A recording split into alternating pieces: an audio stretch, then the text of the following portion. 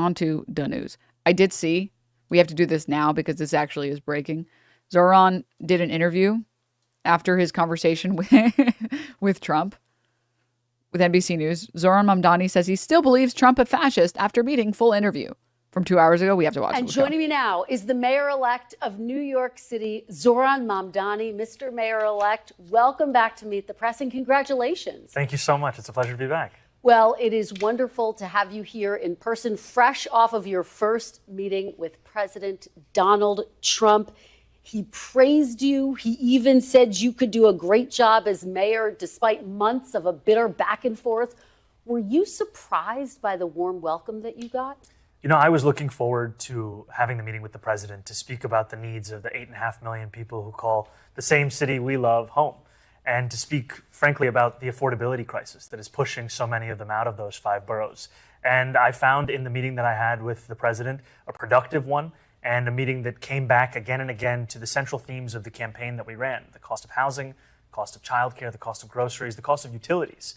And it showed that this is an opportunity to now start to deliver so that people can do more than just aspire to struggle in New York City, but actually to be able to live there. But did you expect it to be so chummy? What was going through your head when you were standing there? You know, I thought again and again about what it would mean for New Yorkers if we could establish a productive relationship that would focus on the issues that those New Yorkers stay up late at night thinking about. Because so often in our politics, we try and tell people what they should be worried about, what they should be concerned about. But when you actually ask New Yorkers and you listen to them, you hear it come back to the issues that animated not just the conversation the president and I had with the press after our meeting, but frankly in the meeting itself. It was a conversation where we spoke about the need to deliver on this agenda. And I appreciated that when the president, when we had that meeting, it wasn't just in the Oval Office. He also took me into the cabinet room. And there we were looking at portraits of presidents of years gone by. And we admired a portrait of FDR. And in many ways, when I think about the candidacy that we've put forward. I'm still thinking about the chatter yesterday that said, isn't he great? I call him my little Muhammad. I call him my little brown FDR. Isn't he great? That's living in my fucking head rent free, dude. Fuck you. Fuck you to the person who wrote that. It looks to Fiorello LaGuardia as the greatest mayor in New York City history. You can't tell the story of LaGuardia without telling the story of FDR and the story of a relationship with the federal government that finally delivered at the scale of the crisis it was facing. Well, prior to your meeting, I don't have to tell you this, President Trump repeatedly threatened to cut off federal funding to New York if you won. The president seemed to back away from that yesterday, though, in his public comments in that joint news conference that you all did. He said, I don't think that's going to happen. I expect to be helping him, not hurting him. Do you believe him when he says that? No, I believed the president in the conversation that we had, and I will continue to make the case, both to the president and to the country at large, about the needs of New Yorkers. Because what I've found, frankly, is that New Yorkers have grown tired of being asked to believe in a system that has delivered very little for them. They're tired of a politics that expects everything from them while delivering little. And what they want now is a politics that can see the scale of the crisis in front of it and actually start to work together to deliver on that crisis. You know, you ran a campaign, though.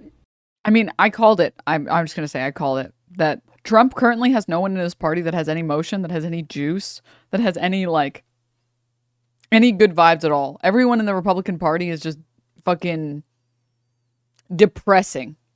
I can't think of a single Republican that motivates me, or like pretending to be a Republican, a candidate that would motivate me. Who is there? They're sauceless. They're rizless. They're juiceless. Like emotionless. Like just one. Massey is like the closest, and he really doesn't even have that much sauce. He really doesn't. Sliwa, what? Sliwa doesn't do anything. Is the problem. Other than that, it's like, who is there? Marjorie Taylor Greene should just step down. There's literally no one. There is no one. There is no one that, because Trump thought he had enough. I think Trump thought he had enough charisma, and he thought he had enough good vibes that he could carry these rizless freaks with him, like J.D. Vance, who has connections to Peter Thiel, like Elon Musk, who has a fuck ton of money. And he thought, like, I have enough. I've got enough to go around. I've got enough charisma points for the entire team. And he did not have enough. And so now he's kind of like, he's losing his riz. He's losing his motion. He's like slow bleeding out all of his motion because he's got no motion now. He needs like an ally that will give him motion. And he finds it, clearly Mamdani pitched himself to Trump as an ally for some motion. He was like, listen, man, I'm going to be honest. Your party's kind of motionless. Can I help you? Can I maybe assist you with some motion perhaps? We can be in it together. We can be two hard, strong men. And I know you like that disagree on methods, but agree that we want to help the public. And Trump was like, that sounds like a great idea. Finally, someone who can give me some public fucking points that can make me look good. Finally. I know you like hard men, Donald. Saying that President Trump had not delivered on his promise of affordability. Did anything that happened in that meeting make you think, yes, he can deliver on that promise for Americans, for New Yorkers? Well, I spoke to the president about the fact that while our campaign technically began on October 23rd last year, for many people, they became aware of it after the president won his election. And when I went out and spoke to New Yorkers, asking them who did they vote for and why, in two neighborhoods that swung most significantly towards the president. This was Fordham Road in the Bronx, Hillside Avenue in Queens. And I shared with the president that when I asked those New Yorkers why did they vote for the president, they told me again and again it was cost of living, cost of living, cost of living. And when the president and I were speaking, we were speaking about what is preventing from delivering on that affordability agenda. Sometimes it's a lack of taking on the broken system that we have. And I spoke about in New York City, for example, zoning regulations. We spoke about ULURP. This is a process by which you either approve or deny zoning changes that are made in New York City. We spoke about the need to change so many of those situations such that a developer doesn't tell you the thing more expensive than labor or materials is waiting. And we also spoke about the importance of understanding what it is that hurts New Yorkers in their pockets. It's their rent, it's their childcare, it's their utilities, and it's their childcare.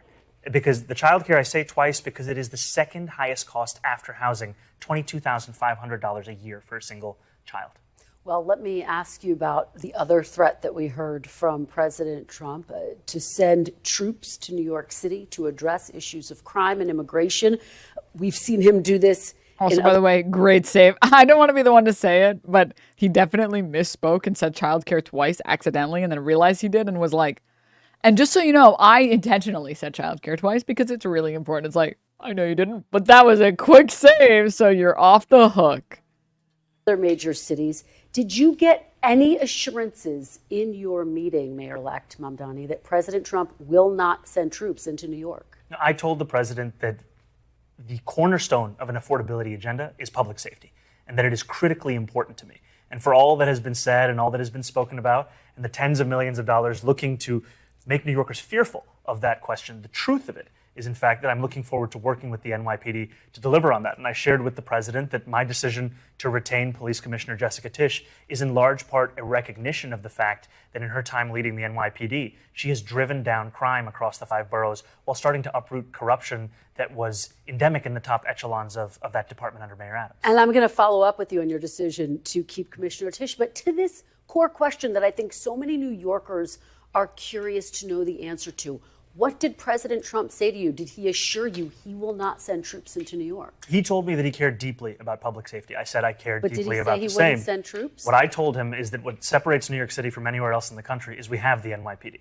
And I trust the NYPD to deliver public safety. And to me, that is something that I know that... Such good politicking, dude. Oh my God. He's such a good politician. Do you know how crazy it is that he has convinced Trump to not deploy any ICE agents and to not deploy the National Guard to New York City. And all he has to do is get on and be like, I actually love cops. You can trust me because I'm smiling while I'm saying it.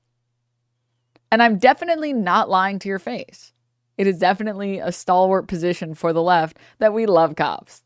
Me lie to you? I would never do that about cops. No.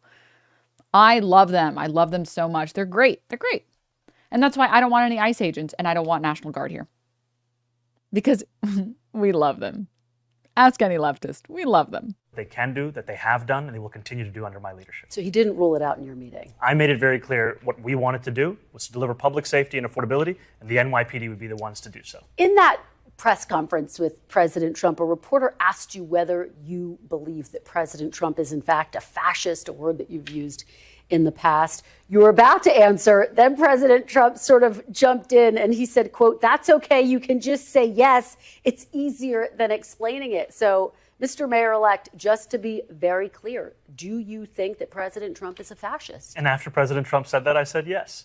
And so you do. And that's something that I've said in the past. I say it today. And I think what I appreciated about the conversation that I had with the president was that we were not shy about the places of disagreement, about the politics that has brought us to this moment. And we also wanted to focus on what it could look like to deliver on a shared analysis of an affordable. Like, I just wish I could just, like, be the most annoying bitch on the planet and just, like, to every lib, go to their face and be like, "Told you so, told you so, told you so, told you you could call people fascists and be likable, told you so, and you can still work with the president, told you so, you're a fucking idiot." I wish I could just do that to their fucking faces. All these people are like, "Well, we need Cuomo because he's the only one that can talk to Trump.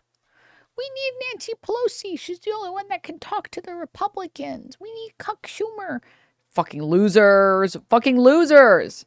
Affordability crisis for New Yorkers. You've also said in the past that President Trump has engaged in a, quote, attack on our democracy. You've called him a despot. Do you still believe President Trump is a threat to the democracy?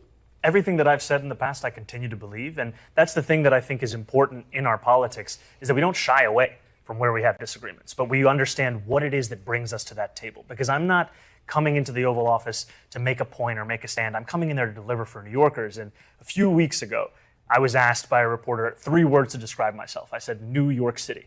And that's what animated that conversation. How do we deliver for the people of New York City? I think that some of your supporters would be curious to know. You say you stand by your past statements that, yes, he's a threat to the democracy. How do you square working with someone who you still think is a threat to the democracy? I think working for the people of New York City demands that you work with everyone and anyone, and that you always look to find those areas of agreement while not overlooking the places of disagreement. And I think this was something that came up in our meeting. We spoke about immigration. We spoke about the fact that in New York City, we have sanctuary city policies that allow for the city to work with the federal government on around 170 serious crimes. The concern for so many New Yorkers comes about anything beyond that. And I spoke about the importance of us being able to protect New Yorkers, and some of the incidents that we see, they do not do that. You raised the issue of sanctuary cities, so I want to speak to you more broadly about the issue of immigration. This is one that is so critical to New York, the rest of the country as well. One of your top supporters, Senator Bernie Sanders, recently weighed in on President Trump's record managing the border. He compared it to former President Biden. I want you to take a listen to what he had to say. I'll get your reaction on the other side. Trump did a better job. I don't like Trump, but we should have a secure border, and it ain't that hard to do. Don't do that to me. Don't. Bernie, stop. Bernie, you're killing me. Stop. Biden didn't do it. Those before him did not do it. We should have a secure border. Do you agree with Senator Bernie Sanders that President Trump has done a better job securing the border than former President Biden? I haven't thought much about comparing presidents on the question of securing the border. I think it's important that it's secure, and I also think it's important that we have an immigration system that is humane. And that's what I spoke about with the president, is that New Yorkers want to see humanity in the policies that are being implemented. Do you give President Trump some credit for the work that he's done to make the border, in Senator Sanders' estimation, more secure? What I give President Trump credit for is the meeting that we had yesterday was one that was focused on how we could work together for New Yorkers. And the place that we could do so most effectively, frankly, is ensuring every New Yorker can afford the city they call home. Well, you take me to my next question, which is about really the central issue of your campaign, affordability. You have said that you want to raise $9 billion. Sorry, I kind of got like a tick damage from the Bernie thing. God bless him. And again, by the way, he's just so good, dude. He's like, dude, what's a baby game for babies? I can't think of a good example, but he's playing Dark Souls with how much he's dodging and weaving these attacks, and they're playing fucking tic-tac-toe. Like he's fucking playing with a fucking dance pad with the number of questions he gets asked. He gets grilled more than any other politician I've ever seen in my fucking life. He's playing, the streamers that like try to beat Elden Ring with like their eyes closed using a mouse backwards and only 2 buttons and a dance pad, and they're beating it 4 times in a row at the same time. You're like, what the fuck am I watching? What am I watching? Oh my God.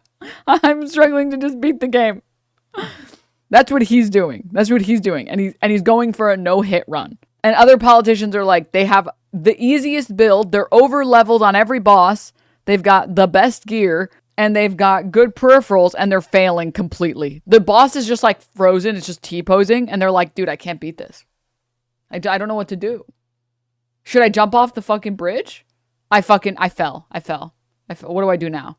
That's literally, that is the equivalent of what I'm watching. Everybody else is playing Candy Crush. Dude, do I stand in the red ring of burning fire? Dollars in new taxes, increasing because he knows that he can't answer on border stuff because he needs Trump to continue to like him because he needs to extract value from Trump, not in the ways that Trump extracts value from Bill Clinton.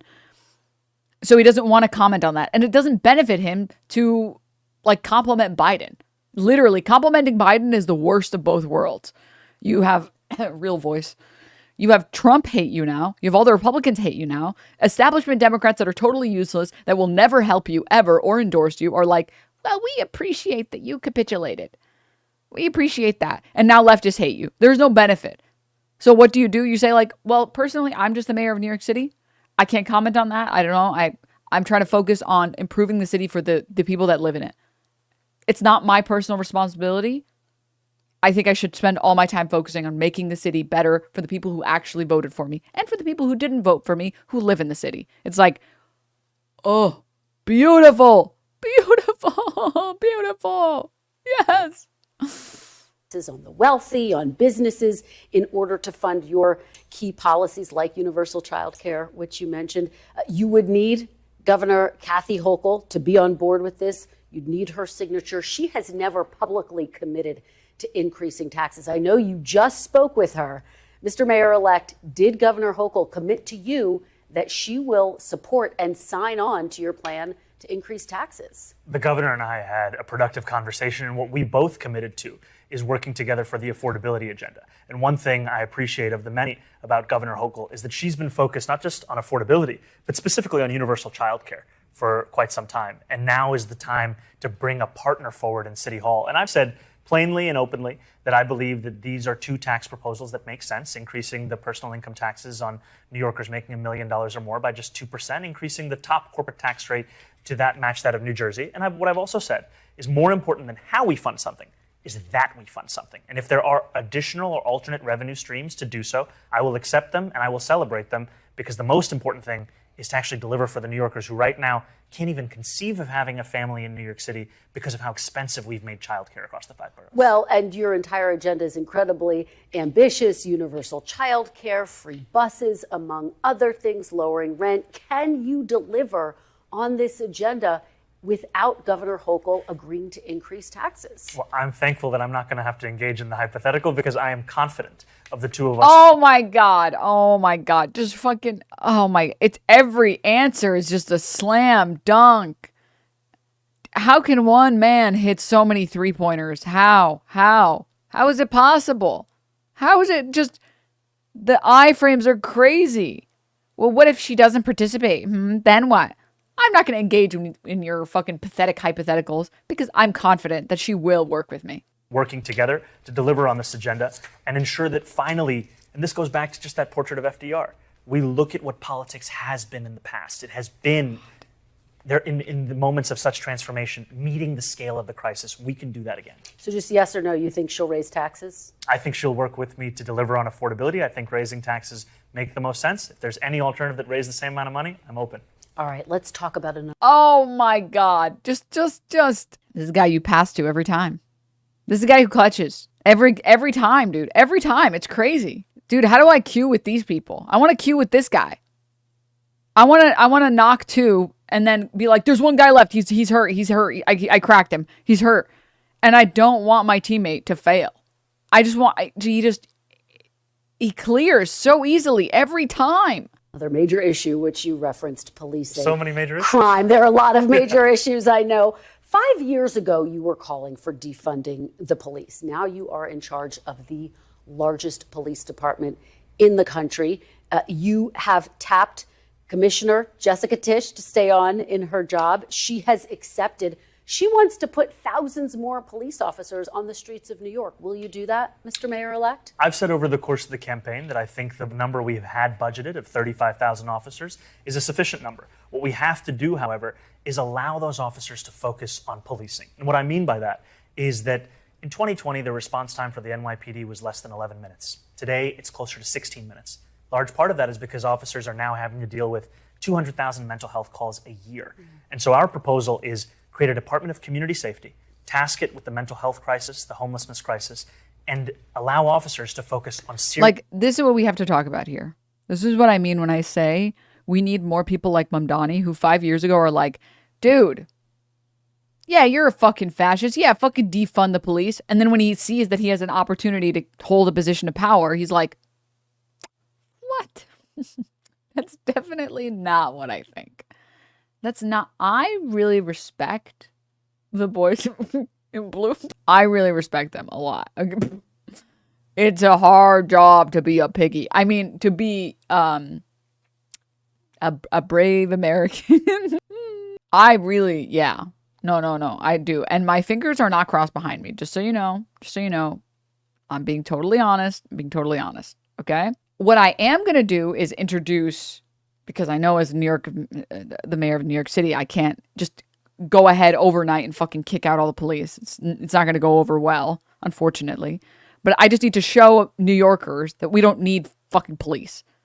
If they saw what this city could be like if we had more mental health professionals and more social workers, they would realize we didn't need as much police officers. When crime goes down and the police haven't done anything especially interesting or additive to this problem, or maybe reductive to the problem, then we can cut them.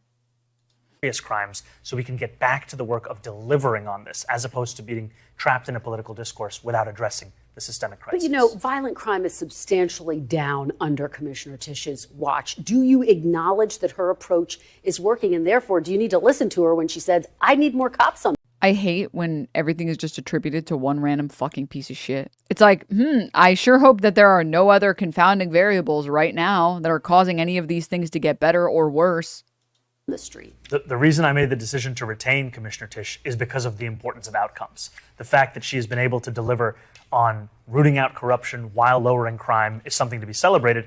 And I think the commissioner and I have been very clear that what brings us together is a shared importance of public safety. I think we can do that with the officers we have. Would you rule out putting more police officers on the street? What I will tell you is that the 35,000 we have budgeted, that's the amount that I think we need. Okay. This is like this that line, that delivery should tell you everything you need to know. That smile and that response, this is coded language to signal to the rest of us, I'm not adding more fucking hogs in the fucking streets of New York. Whereas any other mayor would say, of course I wouldn't rule it out. We're going to deploy as many NYPD officers as this city needs. Of course, 100%. If we need more, we need more. What did he say? I think 35 is enough. No, I think 35 is enough. Would you rule out more? I think 35 is enough. I think it's enough. Whereas again, every other mayor in New York absolutely would have responded to this with, of course, whatever we need. If we need more, we will get more. If we don't need more, we won't have more. Absolutely. The moment we need more, I am happy to have more cops in these fucking streets. Let me ask you, again, just going back to that press conference with President Trump, as reporters were leaving, you were answering a 35 total just to keep the Candy Crush scene competitive. question that I think was hard for a lot of people to hear about your response to protests outside of a Manhattan synagogue. Your initial response to that incident did receive some criticism, as you know. What is your message to Jewish New Yorkers who feel you won't be tough enough in your response to anti-Semitic incidents? That's sus, cope, IMO, wrong. I'm just saying cops still need to be investigated. I don't think anyone in here is being moved by your message because we're already all on the same page. The problem is you have to show people that your methods work. And there is such a thing as there is actually such a thing as being a little too overambitious. And I think people don't understand or don't know about like the very unique relationship between New York mayor and NYPD. It is very delicate. Mamdani first has to prove that the police are fucking useless and that social workers are way more valuable than the police. And that actually we don't need the police. He has to show people first. He's already promised a lot of things that he can get done if he tries really hard and everything works out really well. once he shows living is better, he can go harder. He can go further. Oh yeah, you guys like the shit that I'm doing? You like New York now? It's very affordable. You like the free and fast buses? Yeah. You like the public grocery stores? Yeah. You like the social workers? Yeah, I'm sure you do. Say goodbye to some of the cops. You know, like he needs to. Giuliani came to power on a wave of cop riot that he instigated. Giuliani's like a weird presidency. Sorry. Giuliani's a weird one because of, what is it called? Because of 9/11. Sorry. I was reading another chat message while trying to speak. Mehdi did a set down with Zohran as well and talked about what Lena Khan is going to do. Oh, I really wanted to watch this as well. Yes. Next thing you know, you have other cities seeing New York City as a model that they can do too. Well, why do you think so many millionaires and so many billionaires are trying their hardest or tried their hardest to keep him out of power? It's because they don't want the rest of the country to get better for the working poor. Because the second the working poor actually realize life can be better and say, why aren't we doing what they're doing? Hey, you guys are fucking fleecing us. Then literally then no one gets to be a millionaire or billionaire or whatever. Completely reorganizing the department is such an insurmountable task. It would take up all the time and political capital of his mayoralty. I mean, again, would you move back to New York City or stay in LA? Sorry, there's no universe where I would ever spend the rest of my life in LA. LA is fun now. I absolutely want to go back home to New York City. I've wanted to since I've left. I like New York City more. I just do. It's just bad. Sorry. I'm sorry to anyone who lives anywhere else. It's the best city in the country.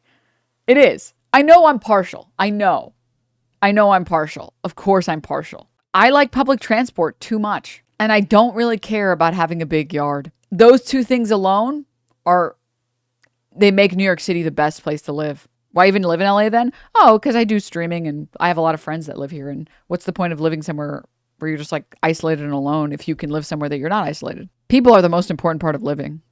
Squeaks is in New York. Why the fuck would I ever want to be friends with, what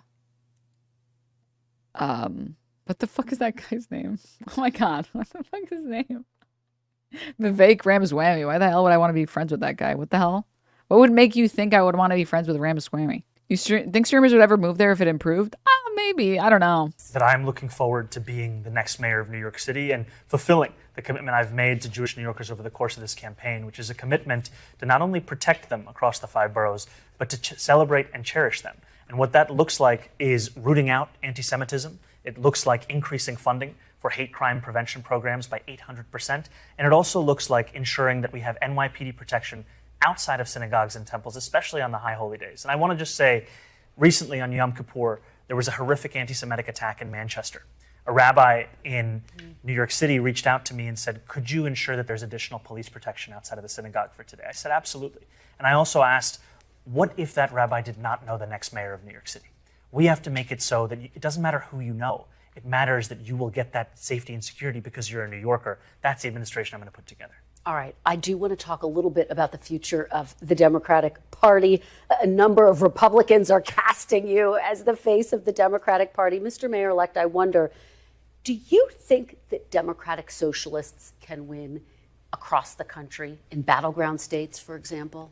I think a focus on the importance of dignity for working people is something that appeals to people across this country. I will not venture into the world of national politics and punditry, but what I will tell you is that in New York City, we saw so many of the same dynamics we'd seen elsewhere. We'd seen a shift towards the right. We'd seen obituaries being written about the Democratic Party's ability to speak to young people, to speak to Asian voters, speak especially to young men.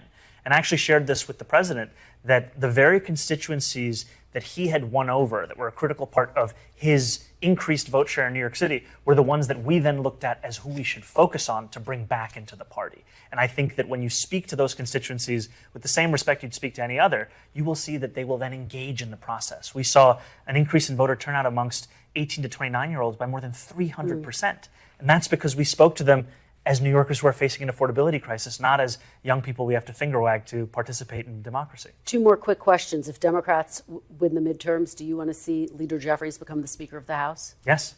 Okay. That was I know that that's the right answer, but man, does it make me mad. I know that he's instituting like a kill them with kindness position here. Until someone is ready to primary Jeffries and has a good chance of winning against Jeffries, it has to be the right answer because he doesn't benefit from making more enemies. It's strategy 100%. But I don't have to like it. That's where I'm at mentally. Firm, quick answer. So you leave plenty of time for my final answer. It also makes Jeffries look even worse. Well, that's why I said, like, it's a kill him with kindness strategy. When Jeffries looks like a little fucking bitch, pussy ass fucker who's like, I don't want to endorse him. I would never endorse him. He's little Muhammad. He's going to be communist. He's going to be communist social. He is not the leader of this party. He is not. It makes him look soy and beta and weak because he has to fucking constantly be on the defense.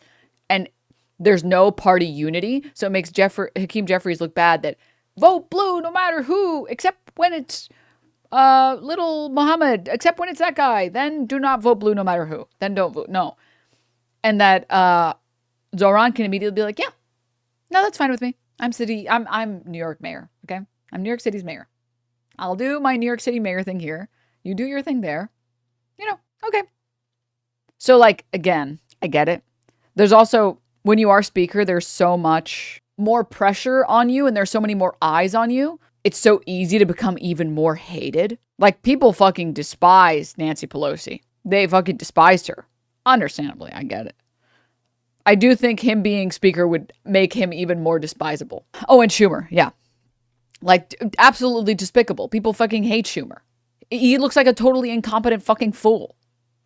So, I get it, but it doesn't mean that I have to like it. I get that it's like, it's strategy. And he is, the thing that I think everyone has to understand about Zohran is that he has obviously, he's a great speaker, right?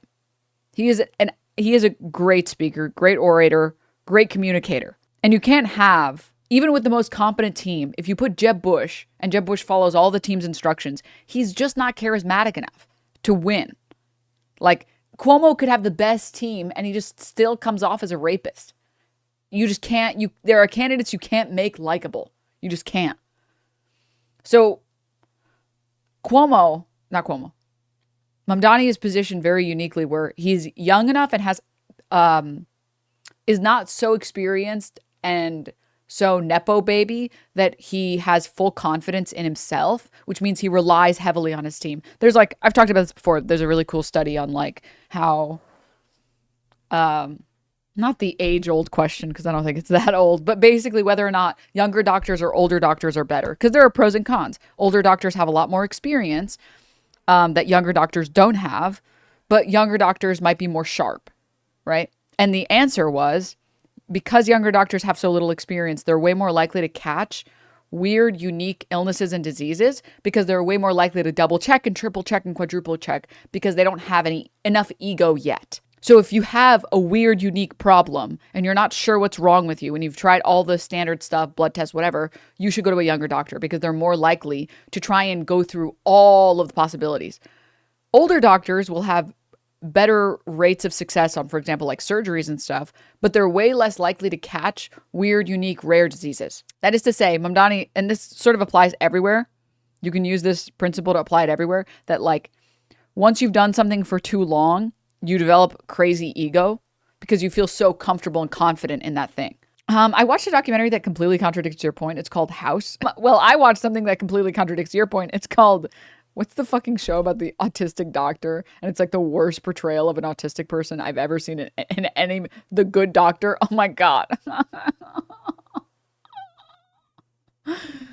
Oh, okay. Anyways, Mamdani is another good example of this where like, because he's so new, he's way more likely to listen to his team. He's way more likely to listen to his staffers. He doesn't have this built up ego having served in like other big positions, having gotten a lot of support before. I mean, when he started, he didn't even know he's going to win. Mehdi Hassan even said, I didn't think you were going to win. I brought you on and I didn't think you were going to win. The very first time you came on, I didn't think so. I didn't think New York was ready for that. So, and clearly New York was ready for that. But again, a big part of it is that like, because Zohran has so little ego because he's been in politics for so like short of a time, for such a short time, he probably listens to his team. And when his staffers tell him, when it comes to Hakeem Jeffries, you should just concede that, it'll make you look like the bigger man. Realistically, you don't get any extra points. People are already relying so heavily and like responding so well to affordability. Don't bother fighting that fight. You can fight that fight later. And he probably listens to his team. Now, I, and also the rest of us, you have to understand the other thing too is being this invested in politics the way that we are is very abnormal.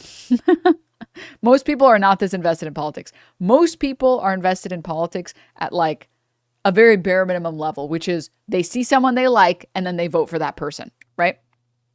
So when we see that, we're like, ugh, oh, don't say anything nice about Hakeem Jeffries ever. Ew. But I trust his team to have given him the right messaging on this. And his team almost certainly gave him the right messaging, which is don't fight that fight now. It's not worth it. It's not worth it. Let him make a fool of himself if he gets speaker and let him destroy his own image. The party is already changing so hardcore. People don't want more fucking pussies like that. They want people like you. It can put a bad taste in all of our mouths and be like, ew, this food is sour because we're freaks. But he has been really good on messaging, and I want to trust. I do want to trust. He can also shift his statement later down the line. Oh, for sure. He could also be like waiting, you know? He could be waiting. He could be like, for the time to strike, for there to be a massive fuck up, like a massive fuck up for Hakeem Jeffries. And then he goes in for the kill, you know, and says, we need to primary him. You know what I mean? He needs to build up a little bit more of a reputation. And again, it makes Hakeem Jeffries look like a sniveling loser that like he says, you know, vote blue no matter who. But then when it comes to voting blue no matter who, Hakeem Jeffries doesn't want to. Whereas Mayor Mamdani, with a smile, will happily do it. Makes him look like the bigger person. Anyways, that's just my 2 cents. That's my opinion. Let me go back and give a little more. Look, former President Obama called you after your victory, and he offered to be a sounding board for you as you take on this role of mayor of New York City. What advice did he give you about how to lead effectively in these years ahead? You know, one thing I really appreciated about the conversations I've had with the president have been the importance of what it looks like, not only to inspire hope, but to sustain it and then to deliver on it. And time again, that comes back to the city hall that you're putting together. And even right now, we have about 40 odd days of a transition. Transitions are typically a time of pageantry and pomp. We want it to be a time of substance, a time of purpose. And so we ensured that the first day after the election, we announced everybody? Our 4 incredible co-chairs of our transition, our executive director. And then the week after that, the first deputy mayor, the chief of staff. We're moving much faster than typical because we want January 1st to be a day where we start to deliver, not start to prepare. And I appreciate President Obama's emphasis of what it looks like to prepare in advance so that you can deliver. All right, Mayor-elect Zohran Mamdani, thank you so much for being here. We really appreciate it. Thank you. Real pleasure. God, he's just too rizful. We thank you for watching, and remember, stay updated on breaking news and top stories on the NBC News app or watch live on our YouTube channel. Thank you, Skyrim NPC. God, dude, it's just so easy for him. He just makes it look so effortless. I'm sorry, I'm like trying not to simp so hard for Mamdani. It's just so hard. It's so hard to not simp. It's just so hard. Mamdani magic, dude. Fuck. Man. Okay. I did want to watch this as well. I did see that Mehdi Hassan had Zohran on again. I think this is his 3rd time. It might even be 4th. I don't know. But at least his 3rd time. Democrats, it feels as if You didn't start writing a concession speech, did you? oh, we had one. I never read it. Did you say nice things about Andrew Cuomo? Democrats, it feels as if we are often in an ever-lowering ceiling of possibility. And it's time to finally bring that imagination back. I mentioned you and Lena are Muslims. A report from Equality We are. Labs. We are. Breaking news. Yes, breaking breaking news. news. Jonathan Greenblatt. He announced the Mamdani Monitor. Do you think Jonathan Greenblatt is engaging in Islamophobia? And I think that's what makes Islamophobia distinct. It's not the existence of it, it's the toleration of it. Kevin O'Leary going on TV saying, I don't have a free bus yet. You're not even there yet. He wanted a free hotel room. Free hotel and room. a free taxi. Oh my God, the Kevin O'Leary clip. I'm not sure how many of you guys saw it. Him being like, well, Mr. Mamdani, where are the buses? Where's the free stuff? I don't see any free stuff. It's like, I literally hate you and everything you stand for ever. You are the worst person on the planet. I hope you fucking step on Legos for the rest of your fucking life, you piece of shit. I'm sorry. I hate Kevin O'Leary so bad. Okay. I would freeze the rent for 4 years. And if we haven't done that by the time of re-election, you might not even have me back on. Would you have a meeting with Trump if he came into New York? Is it time for Chuck Schumer to go? 4 p.m., pick the phone up. It's a random uncle from the Bronx who's like, I never thought you'd pick up. I'm like, who is this? It's going to be affordability every single day. And the first place that we start with that affordability is going to be in housing. We have a quick quiz for you. I'm going to fail before we this. wrap up. It's called Guess the Bollywood Song. Oh, God. He pulled off the biggest political... Here we go. So, pragmatically, I and others who invest in real estate Why is this like fucking 240p? Oh my God. have tried to get a meeting to figure out what's rhetoric and what's policy. So far, for me, it's been crickets. I think it's a mistake on his part. I'm a rational person. I'm only interested in one thing, and I think he has to address this. I get it what he's doing. Can I just say something? I hate when billionaires or half billionaires, or rather mega millionaires, capitalists, talk about being rational people. It is irrational to believe in the concept of capitalism being a good economic system. It is inherently irrational, and it leads to worse outcomes. On the rhetoric, everything for free and rents don't go up. What happens on new builds? We need to build a new building. So let's say we need 20% more affordable housing. Love to invest in that. So we go to the debt and we go to the equity markets to do. Like, do you see how you're like, do you hear how brain rotted this guy is? He thinks he's rational because he builds his worldview around collecting wealth and hoarding it like a fucking dragon. The first thing he hears when we're talking about making housing more affordable is, I want to invest in that. It shouldn't be a commodity, you fucking moron. That's how we got here in the first place, idiot. That. So my simple question to him is, look, I understand what you're trying to do, and you got to get elected, but tell me how you're going to do this. I got to put $50 million into a building to build it, just to get it going. And the market's going to want probably somewhere between an 8 and 11% return on the construction financing. And then when I stabilize it, they'll be happy with 7-8% return.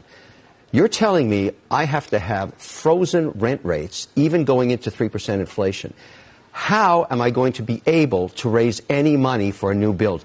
Not just me, anybody. How can anybody, including you, by the way, you Mr. Free for Everything guy, how are you going to get that money out of the market when the return is negative? Now, what is the answer to that? This is okay. When I say I hate business pros, please understand that this Kevin O'Leary is the best example of everything that I hate about business pros. They love to pull out random numbers out of their ass and be like, well, this number and this number and this number means your plan is not sustainable. And it's like, okay, and how exactly do you square that away with the fact that real estate moguls in New York make millions of or billions of dollars? You're really telling me we can't introduce a couple of taxes, reduce their wealth a little bit? Yeah. Okay. All right, dude. All right. Whatever you say, man. Whatever you want to, whatever garbage you're peddling to everyone else, I'm not fucking buying it. You fucking con artist piece of shit. Because people Imagine only being 4 pixels and still being so dense. should ask themselves, how are we going to get a new building to live in or to have an office in or a store in the city of New York, which is in itself a country, when there's a zero return policy, a negative return policy on capital? Now, that's what's going on here. So if you're thinking of voting for this guy... That's not what's happening. That's not even close to what's happening, first of all. It's not what's happening. One of the major problems in New York is that a lot of these giant buildings, a lot of the skyscrapers, which I love skyscrapers. I am a city girl, okay? A lot of these skyscrapers are literally empty because nobody can afford to live in them. Because they maximize for profit. They pull out the profit maximization chart and they see what would make them the most money. How much occupancy would make them the most money? Oh, only 70% occupancy would make them the most money? Great, we'll run that. They don't optimize for housing as many people as possible. Rather be empty and make money than be full. It's evil. Yep. There's infinite demand, you bald Canadian. Fuck you. I fucking hate this guy. You're going to continue to live in rat holes as they deteriorate, but worse, there'll be no new builds. Right. Zero. Yeah. So I think he should, maybe not me, doesn't want to talk to me, no problem. He doesn't want to talk to He's so mad that Zohran doesn't like him. Why don't you want to talk to me? you because he can't answer that question. Like, Well- there's no answer to the question you just posed to him. I've got, that he you know will what I have want? for What you. I want to do is sit him down and say, look, I got millions of followers, great American entrepreneurs, families, millions of them. You don't have to go on TV and talk about this. Oh, you've tricked millions of people into thinking that you're smart. Congrats. You know who else has done that? Ben Shapiro. You know who else is on that? Asmongold. Congratulations. You are in the same boat as Asmongold. You want a fucking medal? You want a fucking cookie? What do you want, a fucking participation reward? Come on my TV. Let's just record an interview together, and I'll post it. Please, and you explain. Mamdani, please talk to me. I'm so lonely. Please talk to me. No, Omega Lol. Don't know all. Explain what you're going to do here to attract capital. I'm the first $1 million check. You know, Keep talking about me, bitch. Sorry. I'm sorry. My rage is so strong for this man. I feel like usually I can meet people where they're at. I have nothing. I have nothing for this man. Nothing. Oh my God. It's the same thing as the people who bring up the Laffer curve and they're like, well, you see, if you would consult the chart. And it's like the chart is fucking nonsense. It's some shit some idiot fucking wrote up that has no impact on the real world because people are not rational actors. It's like, I hate you. I hate pseudo-intellectuals that push garbage to explain to everyone else why they can't have housing. Why the millionaires and billionaires need to make more money. I hate these people so much. And it's like the ego on this piece of shit to be like, but I'm so important. Why won't he meet with me? I've never had this happen to me. I can't believe this. I can't believe he wouldn't meet with me. Like, it consumes them. Like, they literally can't handle it. Meanwhile, what is Zohran doing? Hanging out with his hot-ass wife. Getting some sushi. Making people mad. Fuck you, Kevin O'Leary. I fucking hate this guy. So annoying. Oh, God. Okay. We're going to take it down. We're going to take it down a notch. You will never see my rage get quite as bad as this, except when I'm talking about business bros. Because I fucking hate business bros. I hate business bros that try to convince everybody else that they need policies so they can keep getting richer. And they're like, literally no one has ever done a kind act for no profit. No one has ever done this. I know this because I'm a greedy piece of shit who would never give a seat to a pregnant woman. I would never do something that would benefit someone else ever in my life, ever, if it didn't make me money, which means everybody else has to be a soulless fucking demon like me. I am a parasite, and that is my worldview, which means everybody else has to be a parasite. And that is everybody else's worldview. And it's like, if you could stop being such a selfish piece of shit for 2 seconds, you might realize that that's not how the rest of the world works. That most people do nice things for other people because they want to do nice things for other people. And that world is functional, and that world is viable. And actually, people don't need to make millions and billions of dollars off of apartment buildings to want to have apartment buildings. You can have the smallest fucking profit margins and people will still chase those profit margins. Look at like airline companies. This is a common fallback. It's like, well, airline companies need subsidies because they're running on such a small profit margin. If they're running on such a small profit margin, why do they still do it? Because a profit margin is a profit margin. Like, you should just be able to look at doctors and you should just be able to look at teachers. And the fact that they exist in this world, that we fucking treat them so terribly, pay them so little, and just extract as much value as possible from their labor, and they still go to work. Okay, moving on. I apologize. I'm done. I'm moving on. My girlfriend loves watching Shark Tank. I had to stop watching with her because it was like watching a psychological horror movie for me. Real. I'm afraid real. Okay. Back to, there's another clip of him complaining about like, I can't find it for some bizarre reason. Where he says like, there's no free anything right now. And he's like mad about it. Victory of 2025, an election win so stunning, so dramatic, so seemingly impossible just a year ago that people are still talking about it all across the world. Yes, Zohran Mamdani is mayor-elect of New York City, but can he deliver on those big, bold, and popular promises that he made? In a Zateo exclusive, Zohran Mamdani joins me now here from his campaign headquarters in New York City. How's it going? Good to see you. Congratulations, Mr. Mayor-elect. Is that what we call you now? Yes, it is. For the next 43 days. Okay, we have a little reminder there. Congratulations on your big net win. What a night that was for you. We were there in Brooklyn watching history being made. It was kind of, a lot of people asked me what that was like. A lot of energy in the room, emotion, people crying, history being made. What was it like for you, especially backstage, before you come on? Are you pinching yourself? This is really happening? It was surreal. I was only backstage for a very brief period of time. For much of it, I was in a hotel room watching the results. And for about 3 hours from 6 to 9 p.m., my brain was running wild after hearing the rumors of 2 bad exit polls that we were told, which had Cuomo come in the advantage. Oh, wow. Yeah. You didn't start writing a concession speech, did you? No, we had one. I never read it. But I wanted to make sure that it was actually Did you say nice things about Andrew Cuomo in the concession speech? I can't tell you. I still haven't read it. Hopefully we'll never have to give it. No, you don't. So you're standing on stage, you're pretty surreal. It's surreal. I think it's also... Are you expecting a mass exodus out of New York? Not just the police, but everybody. No, I'm expecting a massive inflow, and I'll tell you why. I just got back last night for the first time since the new mayor was elected, and I was expecting a free ride from the airport, didn't get it. I wanted a free dinner, didn't get it, and I couldn't believe they charged me for my hotel. He promised me free everything. Hasn't delivered yet. I'm monitoring the situation. This is just wrong. You can't tell me it's okay to come on and tell me I'm getting everything for free and then don't deliver. What is he, a politician or something? Sarcasm Thank you for telling me I was muted. I just said thank you to the people who posted the link. is a low form of Oh, it's so funny because he doesn't have free, but he's not in office yet. I'm not kidding. I want free.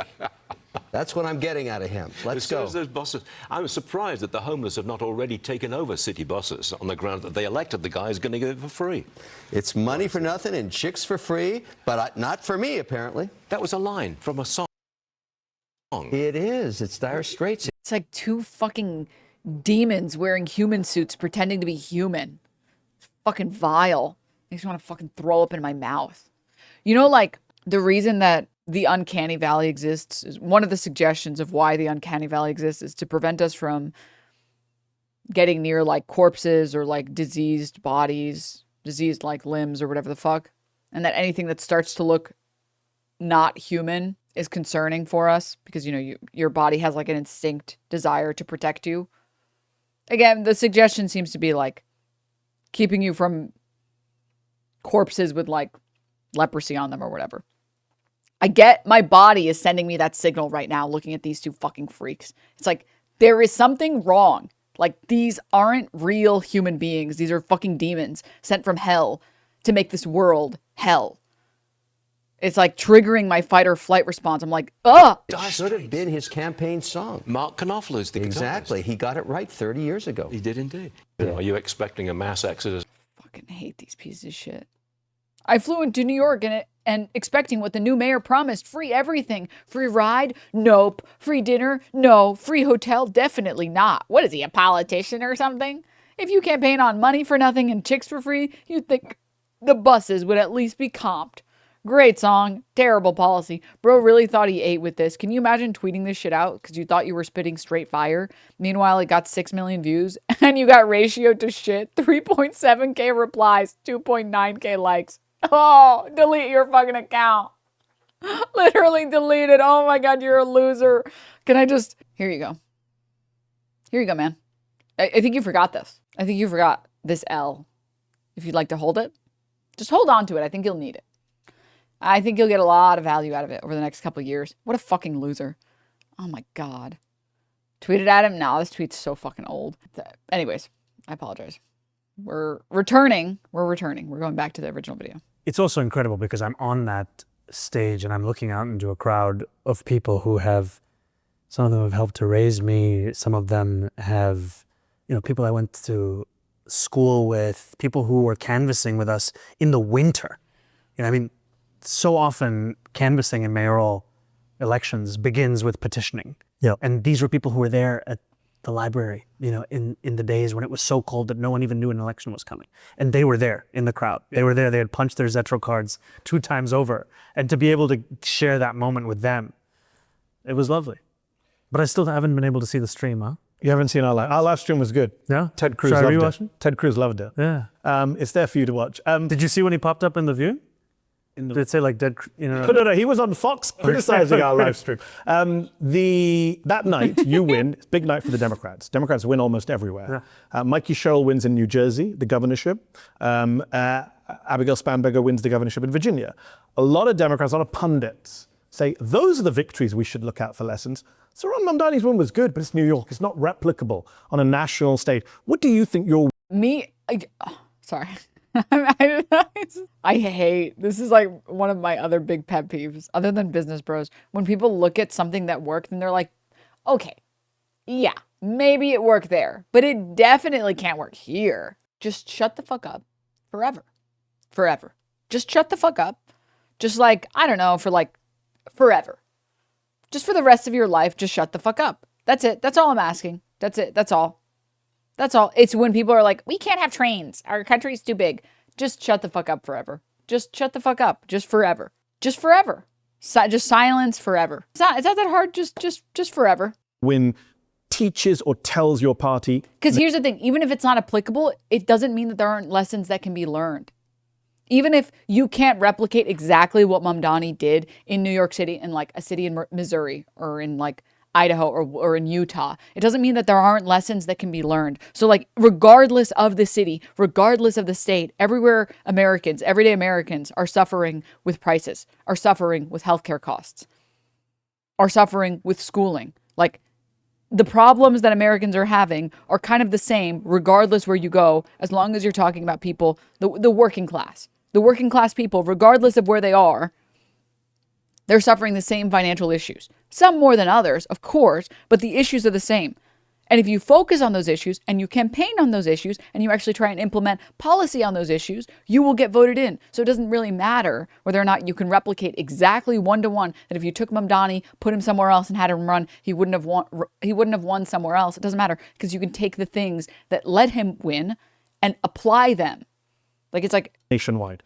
Well, I try to keep my focuses mostly on New York. I think of that New Yorker cover where the world ends in New Jersey. Also, exactly. Also, it's not like the Dems have been winning literally fucking anything for years. So maybe learn from the wins. Yes. That's how I try to keep my sense But of a the National globe. Democrat calls you and says, Zohran, great job. What should we learn from your win? I think the thing I often go back to is when Trump won the presidency, there were many articles written, obituaries of the Democratic Party's ability to engage with young voters, with young men, with Asian voters. And what we showed, in fact, is that these same constituencies that we had been told were potentially forever leaving the party could in fact be the foundations of a campaign at the heart of the party to win it back. And that's what we saw in this election. I mean, young people, young men, Asian voters, so many of the people who'd been overlooked at best in our party politics were right there. And I mean, literally, like, I think all of us, especially here on Twitch where we're all mentally ill, saw that shit where they're like, the Democrats kept talking about, like, we need to appeal to young white men. We need to appeal to young white men. Guys, we need to appeal to young white men. We need to. And nobody gave a shit about any other group. It's like, hey, guess what? You know, those are people too, right? And actually, if you just campaign on the things that would impact everyone, the young white men will also vote for you, which is, I don't know if you guys have seen Mamdani's videos. He wasn't exactly making a fuck ton of videos about young white men. He was just making videos about affordability, free buses, getting food at the halal cart, helping out bus drivers, helping out taxi drivers, you know, building grocery stores that are government run.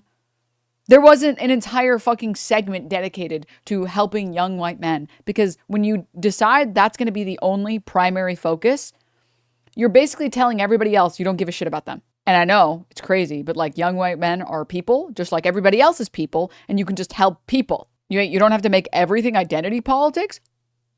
And there are still people today that are like, no, it's really important to appeal to the young white men, and exclusively and specifically the young white men after Mamdani's win. And it's like, you're a fucking idiot. Like, you're actually an idiot. Actually, if you just appeal to people and people's needs, you don't need to do identity politics. You don't. The key of this was that we spoke to New Yorkers with a sense of respect, as opposed to the condescension that is so endemic with specific sets of constituencies. And as much as we spoke, we also listened to them. And we actually asked them, what is it that is making it so difficult for you to afford life in this city? Your famous opening video in the Bronx. You recently announced the appointment of Dean Falahan as your deputy mayor and El Biscard Church as your chief of staff. You did the announcement at Roosevelt House here in New York. Was that your way of saying, FDR, we're aiming big? You got it. Okay. That's exactly, and I think it's part of this is we want to show the lineage that we are looking to be a part of, a vision of government that has an affirmative sense of what it will actually do for the people it looks to serve. You know, there used to be this battle seemingly between the Republican Party and the Democratic Party of small government or big government. Now it seems to be that the Republican Party is committed to big government, but their understanding of big government is secret police across the streets of the nation. Trump gets to own a bit of intel. And you know, doctors get to tell you that you cannot actually make your own decisions with regards to your own body. And that's their vision. the big question is, what is the Democratic Party's vision in this moment?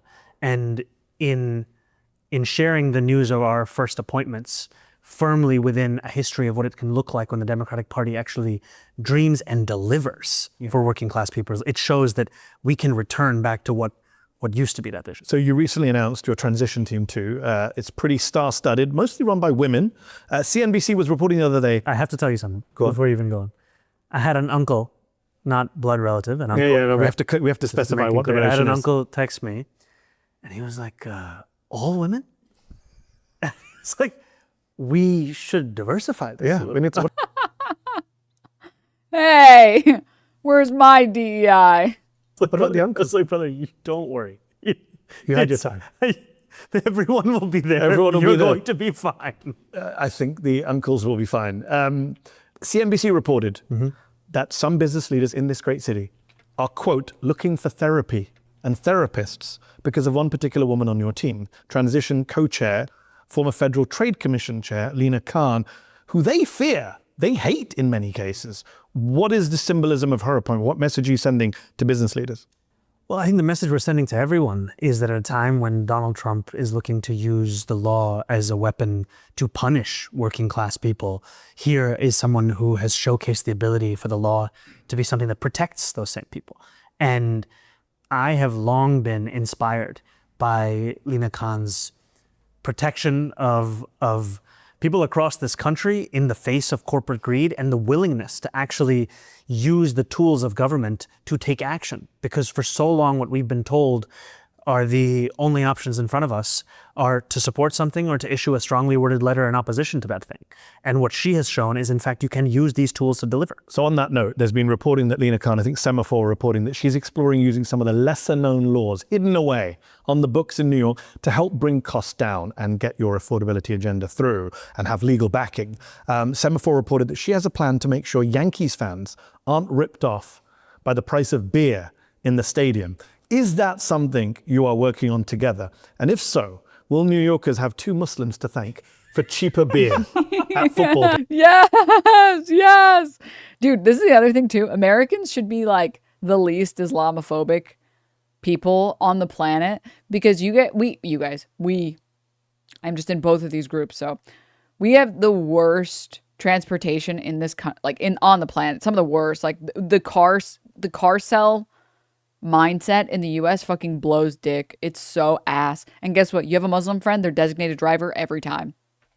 You would think Americans would love Muslim people, would love having a guy around that doesn't drink, just asks for a Coke and is the designated driver, and no one else has to suffer.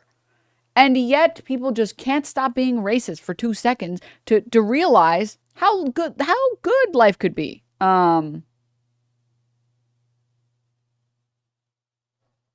Also, I'm sorry, this chatter said, I can't tell if they're being sarcastic or not, or just joking around, but in case they're not, I've never heard one politician utter that sentence. Sorry, please find that and pull it up.